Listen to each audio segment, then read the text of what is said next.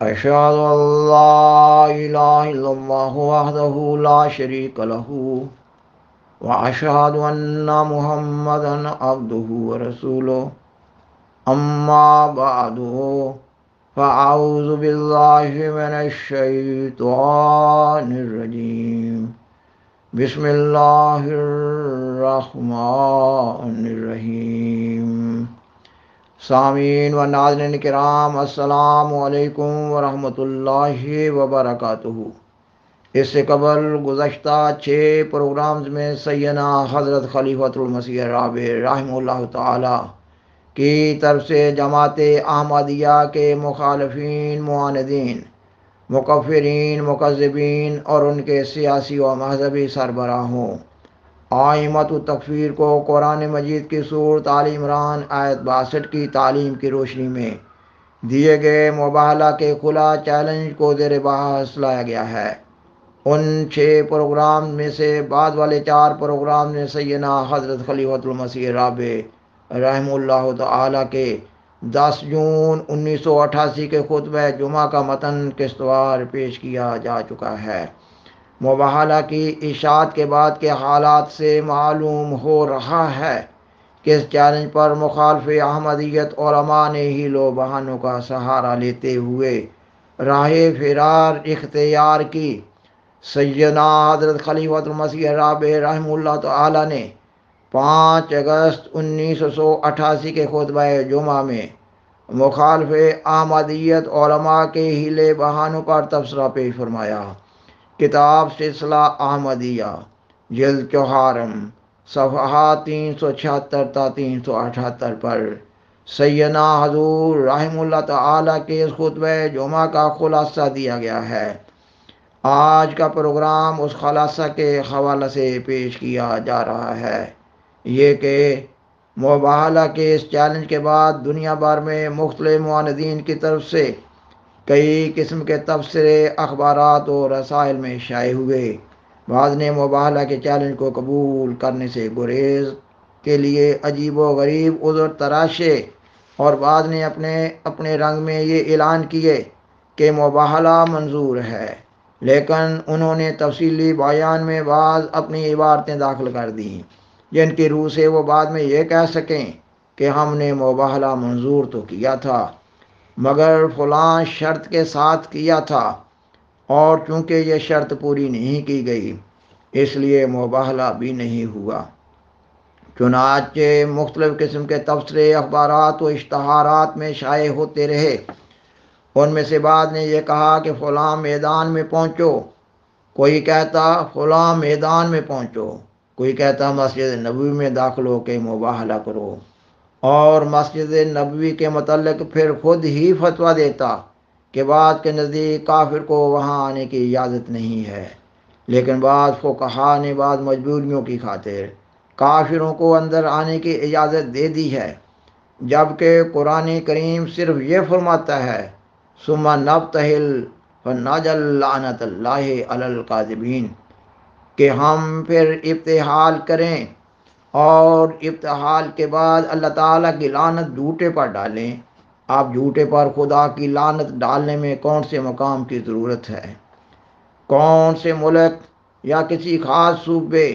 علاقے یا شہر کی ضرورت ہے؟ سارے قرآن میں اس کا کوئی ذکر نہیں ملتا۔ حضرت صلی اللہ علیہ وسلم جن کو مباہلہ کا چیلنج دے رہے تھے، ان کے بیوی بچے، مرد، عورتیں، بڑے چھوٹے، سارے اس جگہ سے بہت دور تھے، اور ہرگز یہ مقصود نہیں تھا کہ پہلے ان سب کو یہاں لے کے آؤ پھر مباہلہ قبول ہوگا، لیکن اکثر علماء نے ابتحال کا مطلب گالیاں دینا سمجھ رکھا ہے۔ چنانچہ مباہلہ کے اس چیلنج کے جواب میں معاند مولویوں کی طرف سے جماعت کے خلاف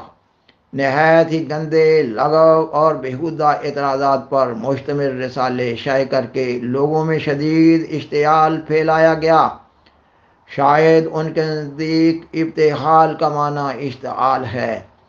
بہت سی جگہوں پر مباہلہ کا چیلنج تقسیم کرنے والے احمدیوں کو یہ کہہ کر اذیتیں دی گئیں اور قید میں ڈالا گیا اور ان پر کئی قسم کے مقدمے کھڑے کیے گئے کہ انہوں نے اس چیلنج مباہلہ کے ذریعہ ابتحال کی طرف بلا کر انہیں اشتعال دلایا ہے۔ حالانکہ مباہلہ تو معاملہ کو خدا تعالیٰ کی عدالت میں لے کر جانے کا نام ہے، اور اس کا تعلق دنیا کی عدالت سے ہے ہی نہیں۔ بعض اہل سنت علماء کا یہ موقف تھا کہ غیر مسلم سے مباہلہ نہیں ہو سکتا، یعنی ان معنوں میں کہ وہ کہتے ہیں کہ غیر مسلم کو حق نہیں ہے کہ مباہلہ کا چیلنج دے، اور چونکہ وہ احمدیوں کو غیر مسلم سمجھتے ہیں اس لیے وہ یہ مباہلہ کا چیلنج قبول نہیں کر سکتے۔ بعض نے یہ کہا کہ مباہلہ کا چیلنج ہم اس لیے قبول نہیں کر سکتے کہ قرآن کریم سے نص صریح سے ثابت ہے کہ حضرت صلی اللہ علیہ وسلم کے بعد کسی قسم کا کوئی نبی نہیں آ سکتا، کیونکہ ختم نبوت کا ہمارا عقیدہ قرآن کی نص صریح سے ثابت شدہ ہے، اس لیے اس پر مباہلہ نہیں ہو سکتا۔ اب جہالت کی حد ہے کہ حضرت اقدس محمد مصطفیٰ صلی اللہ علیہ وسلم کی صداقت سے بڑھ کر خاتمیت ثابت ہے۔ قرآن کریم نے تو مباہلہ کا چیلنج ہی اس بات پر دیا تھا کہ حضرت محمد مصطفیٰ صلی اللہ علیہ وسلم سچے ہیں یا مخالف سچا ہے، اور وہ ان کے نزدیک نص صریح سے ثابت نہیں تھا، نعوذ باللہ من ذالک۔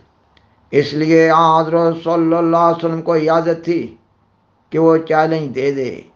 کیونکہ آپ صلی اللہ علیہ وسلم کی صداقت خدا نخواستہ نعوذ باللہ من ذالک چونکہ مبہم تھی، اس لیے مباہلہ کے لیے گویا اس کی وضاحت چاہی گئی تھی۔ پھر انگلستان میں بعض علماء نے اس بات کا اظہار کیا کہ مباہلہ کا چیلنج منظور ہے، آپ بھی اپنے بیوی بچوں کو لے کر آ جائیں، ہم بھی آ جاتے ہیں، پھر ہم دریائے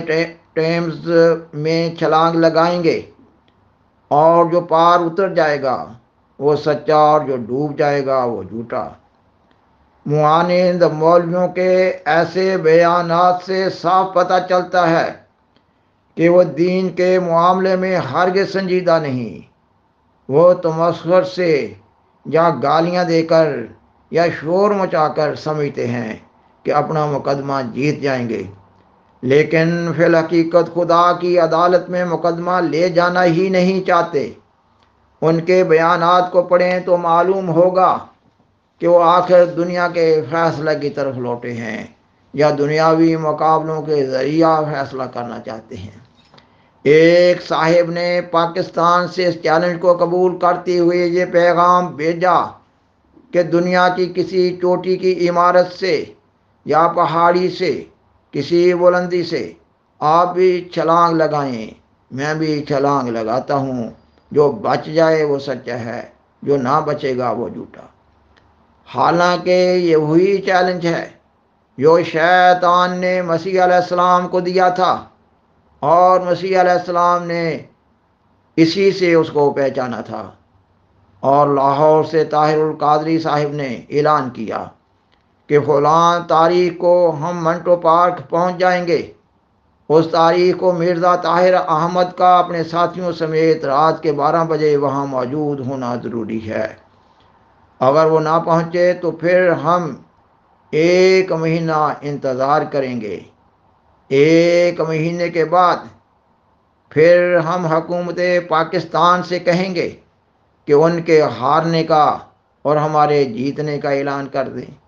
گویا ان کی عدالت ہی دنیا کی عدالت ہے، ان کا خدا گویا حکومت پاکستان ہے، اور اس نے فیصلہ کرنا ہے۔ کبھی کسی مباہلہ کا فیصلہ اس طرح ہوا ہے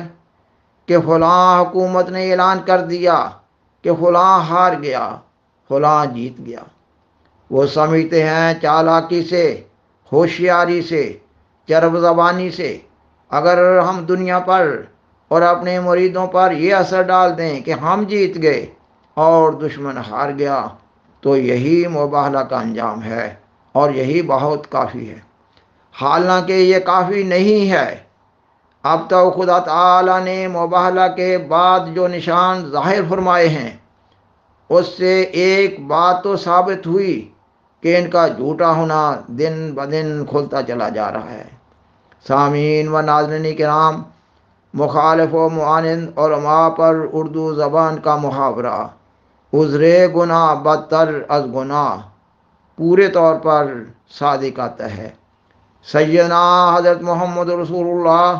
خاتم الانبیاء صلی اللہ علیہ وسلم کے مخالفین اور معاندین بھی اپنے لوگوں کو ابھارا کرتے تھے کہ جب وہ قرآن مجید پڑھا جائے تو شور مچا دیا کرو تاکہ تم غالب آ جاؤ۔ یہی حال مخالف احمدیت علماء کا ہے۔ مباہلہ کے بارے میں قرآن مجید کی تعلیم کو ہنسی مذاق کی نظر کر رہے ہیں۔ اسلامی مباہلہ سے مقصود صرف یہ ہوتا ہے کہ فریقین جو اپنے آپ کو سچا سمجھ رہے ہیں اور دوسرے کو جھوٹا سمجھ رہے ہیں، اپنے لوگوں کو ساتھ لے کر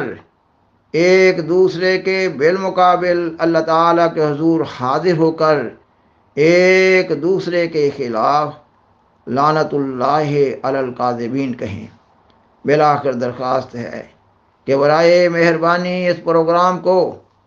دوسروں سے شیئر کریں اور عذرائے کرم اس چینل کو سبسکرائب کریں۔ جزاکم اللہ تعالی احسن الجزا وآخر دعوانا ان الحمد للہ رب العالمین۔ والسلام علیکم ورحمۃ اللہ وبرکاتہ۔